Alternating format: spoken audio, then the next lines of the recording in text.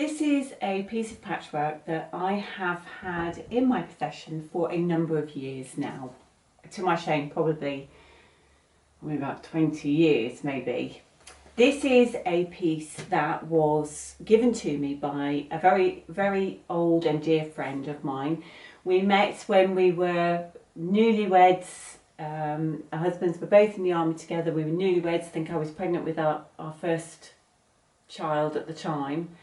And we've stayed in touch over the years, which is lovely because that doesn't always happen with army friends. You tend to move away and lose track. But we've stayed friends over the years.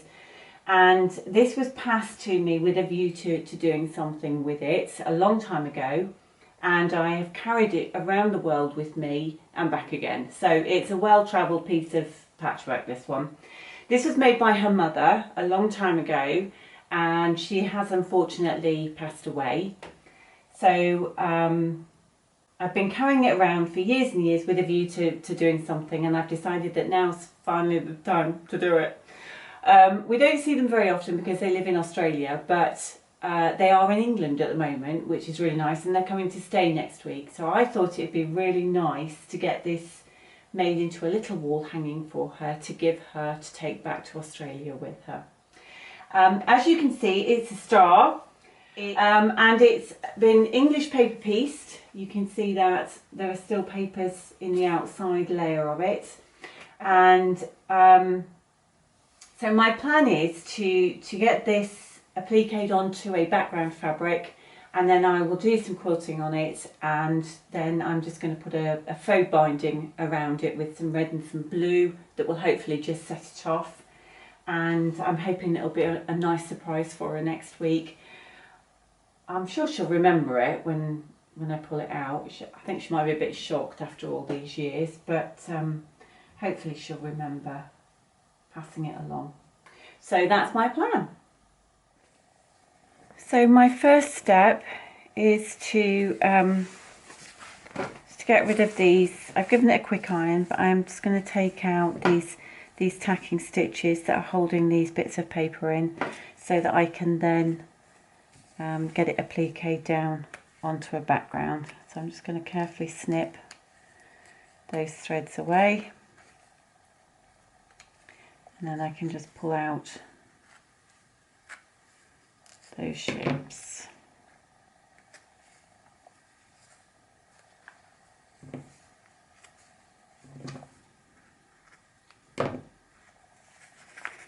Like that, and just pull those out carefully, because some of them have been stitched into the seam at the same time.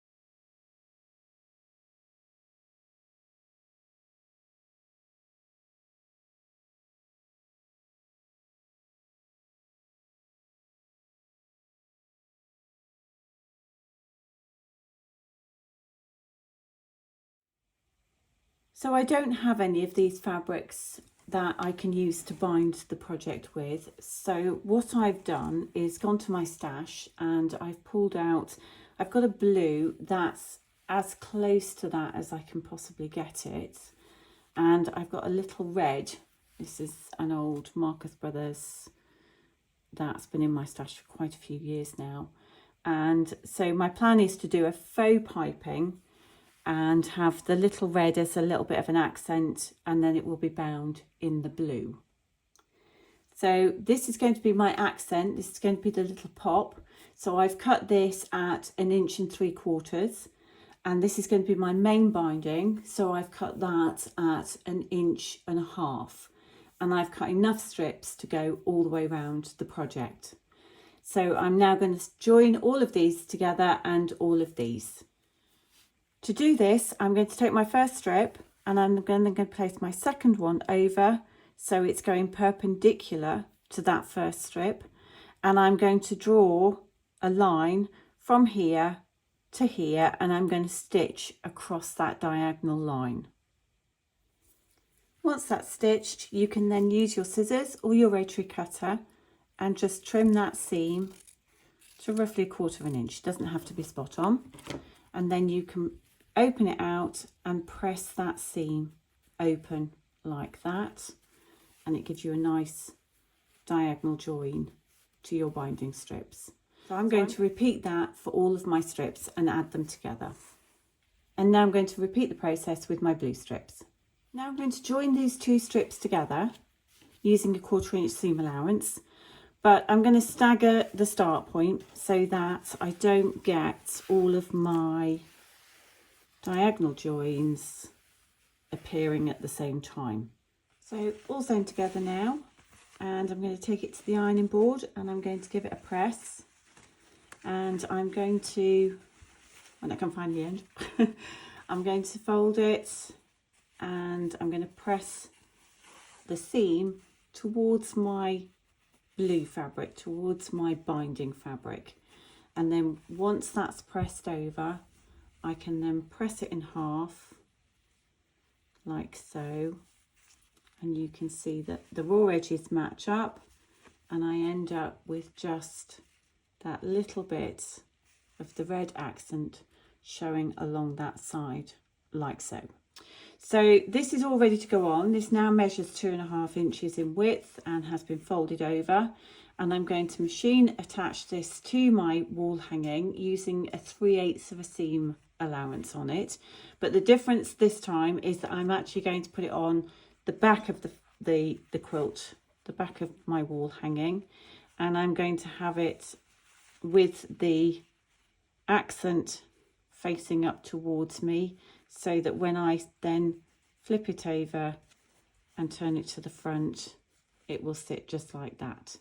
Once you've attached your binding all the way round and you get to the end, when you join it, you have to make sure that, and this is the only tricky part really, I think, with this binding, you have to make sure that the line of stitching actually crosses, so that when you open it out, your red and your blue line up like that, so it doesn't, you don't have a sort of jog in it.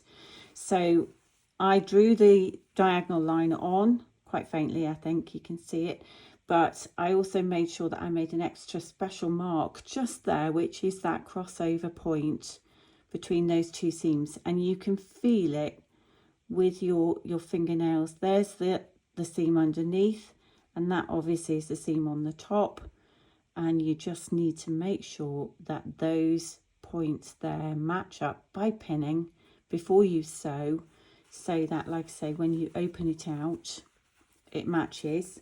And I'm just going to trim that seam to roughly 1/4 inch, and I would take that to the ironing board and give that a quick press. Just finger press it for now so that you can see it. Fold it over, give it a press, and you can then continue to stitch that all the way along. And like I say, when you open it out like that, you can't see where that join was made. So that's my binding attached to the wrong side of my wall hanging, and now I can trim those little dog ears off there just to neaten everything up, and I'm going to turn this over like so, and then using a matching thread, so I'll find a nice red,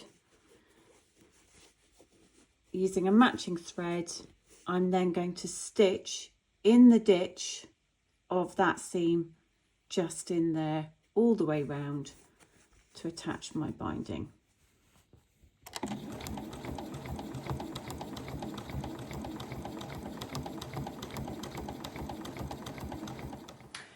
And it's all finished, and just in time. She's here this afternoon, so I'm just going to wrap it up and get it ready, but I thought I'd just show you the completed item.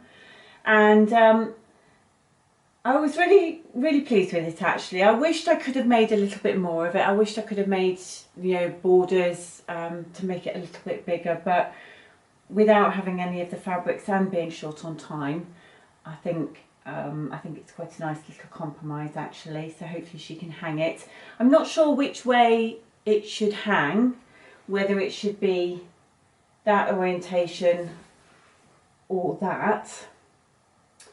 So what I might do is give her some quilt hanging clips to take back with her, and then she can decide which way round she wants to hang it, if she wants to hang it at all. So yeah, quilted using